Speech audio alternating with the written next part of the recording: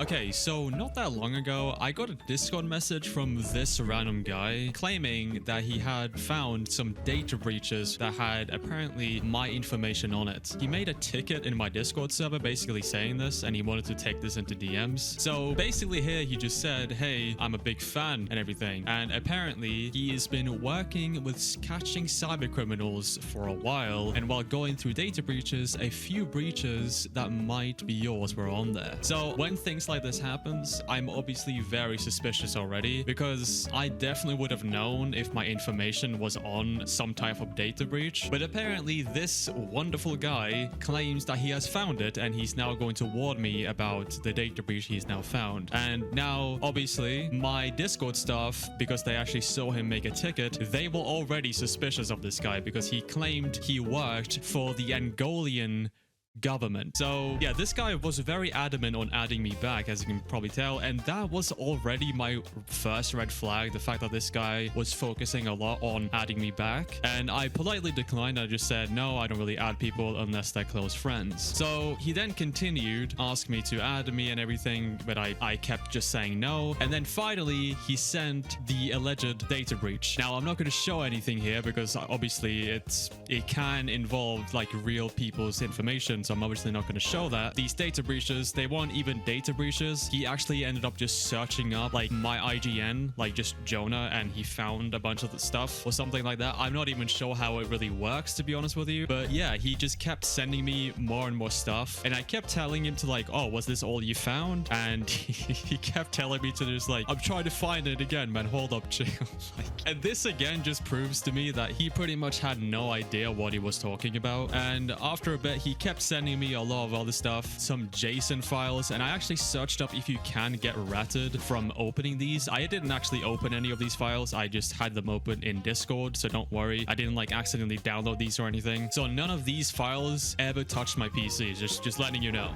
But yeah, he found a lot of stuff apparently, and then eventually that was it. It was a lot of just random IPs and everything, random emails that had nothing to do with me at all. After he then had showed me all the alleged data breaches, he then wanted to give me some tips on how to stay safe. And again, he gave me some information here saying that like, oh, keep your emails on all socials, don't include your real name and all that stuff. Pretty much just like common knowledge stuff, right, on how to protect yourself online. And then he sent this one website. Pretty much this website is designed to steal your Discord token. Now, I confirmed this by running it through some type of system that actually screenshots the website for me without actually having me to click on it. And when we looked at it, it then showed us what it actually looked like. And obviously I didn't click on anything, but basically this guy was trying to get my Discord token and trying to, you know, steal my account essentially. And again, I didn't do anything with this. Like, I just showed this to my Discord self and started laughing because of how ridiculous this was. But then he started talking more about his involvement with the Angolian government. And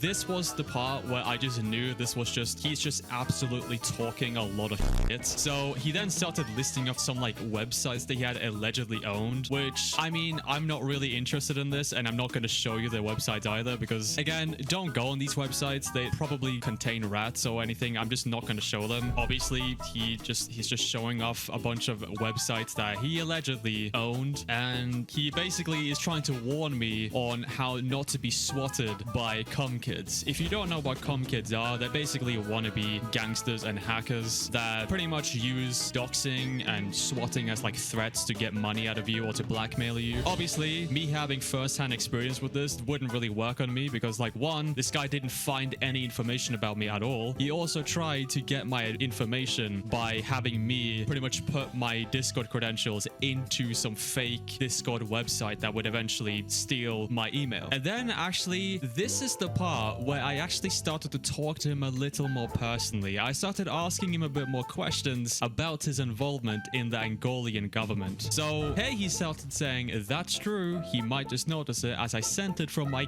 government email. And he said, yeah, I'm not actually from the country, but I've worked with them. I was on the anti-extortion side back when I was in the community, but left because the community died and became cringe, which is very ironic because this is literally exactly what he's doing. something. He then started talking more about essentially what I just explained what a com kid was. Com is basically a community of black hat hackers. And then he started saying that he was a part of some group called 764 for some reason. And I wanted to focus a little bit more on the Angolan government because I was very curious about how he would spin this story. And so I asked him just very innocently, so how was it working for the Angolan government, or was it rather? And then he started just spinning some random story. And I started questioning him. I really wanted to catch him in a lie to see how he would essentially drag himself out of the lie. So in Angola, if you don't know, they actually speak Portuguese. That's their main language. So I wanted to catch him in a lie by asking him, oh, okay, so did they understand English well? And I searched this up. Apparently in Angola, they don't really understand English that well. Obviously, there are a few cases where they might, but their primary language is Portuguese. So I asked him, and apparently, somehow, he worked with a translator and he translated the messages allegedly. I mean, obviously not allegedly, but he then spoke to these people in the Angolan government by translating the messages through as like Portuguese, essentially. And he also said conveniently that he never worked with them in real life. So that's very convenient, isn't it? And this is also very interesting. He said, maybe we could play Minecraft together sometime, but not on Miming Club, as my account got beamed when I was a kid. How ironic, isn't it, that this guy got his account beamed and stolen probably from a similar scam like this, and now he's doing it to me, or trying to do it, which is so crazy to me.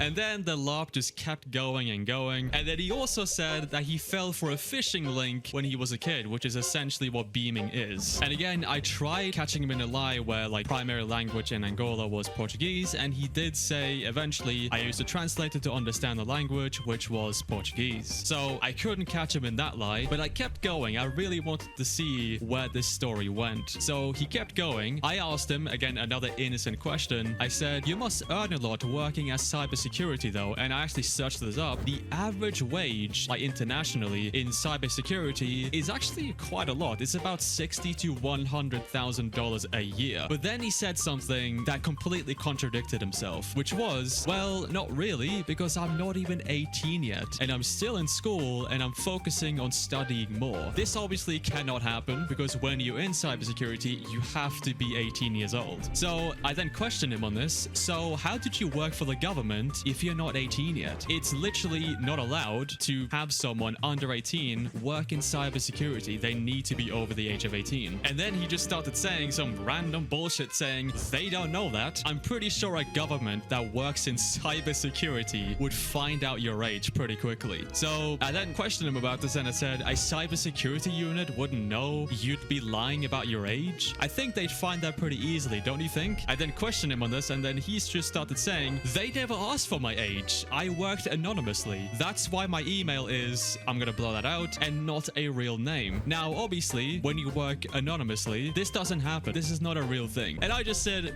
interesting.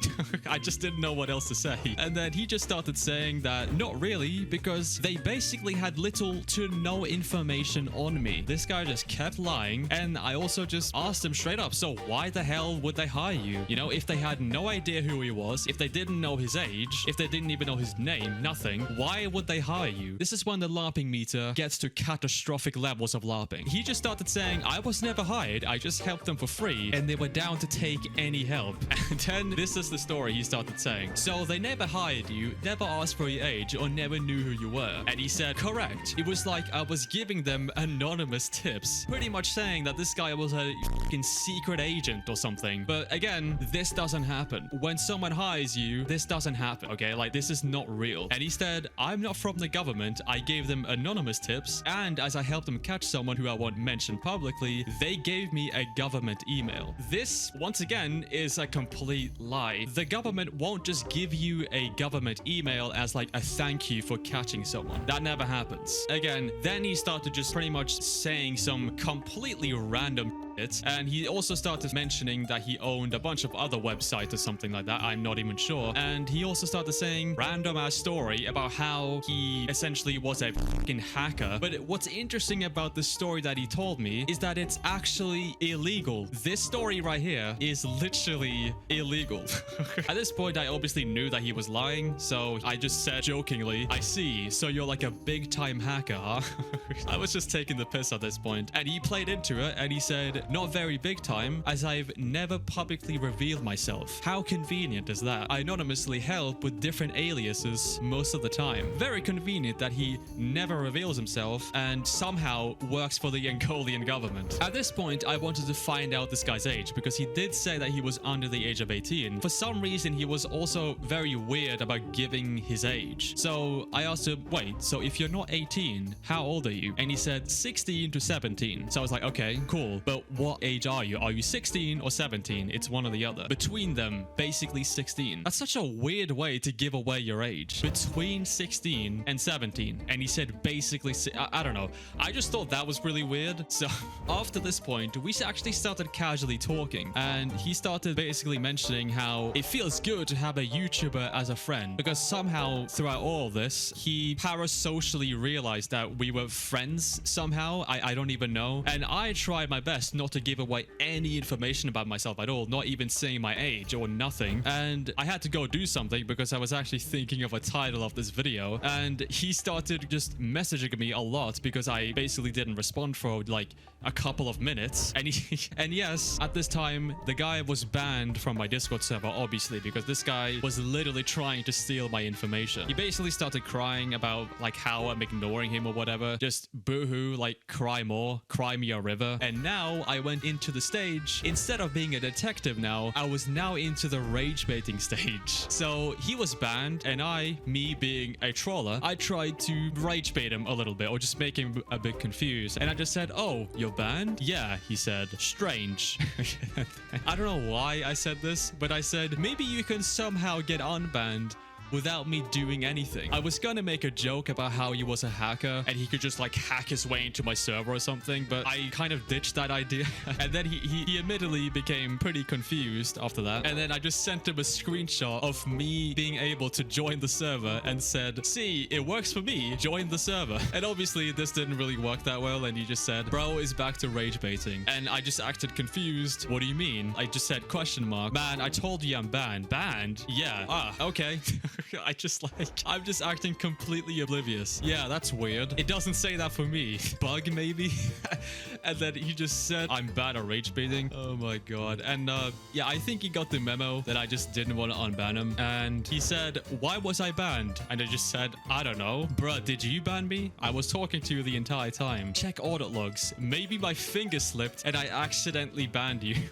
I'm not sure if this even makes sense, but he seems to be playing into the rage bait, I think. I don't know. And then finally, he left me alone and he eventually said he had to go. So that was the story on how a 16-year-old, he probably isn't even 16, he probably is way younger than that, to be honest with you. But that was the story on how a kid pretended to be a government agent. I don't know how I attract these people, but sure, don't do this and don't fall for this type of scams. See ya.